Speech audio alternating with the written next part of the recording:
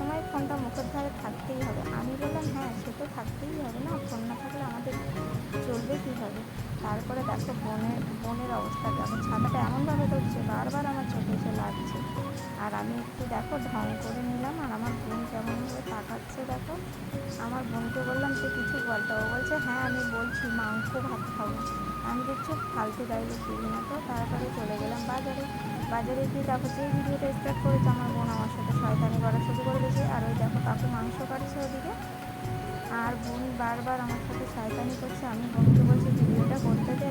তারপরে বোন এসে বলছে আমি একটা গান গাইছি বলে বোন একটু গান গেয়ে ও একটু ঢং করলো, ঢং টং করে নিয়ে আবার সেই বলছে আমি মাংস ভাত খাবো। তা আমি বললাম ঠিক আছে। তারপরে দেখো আমি একটু ডায়লগ দিচ্ছি, কী করবো আর, প্রচণ্ড রোদ। আর পেছনে কাকু মাংস কাটছিল ওটাই দেখানোর চেষ্টা করছিলাম, কিন্তু বোন দেখাতে দিচ্ছিল না।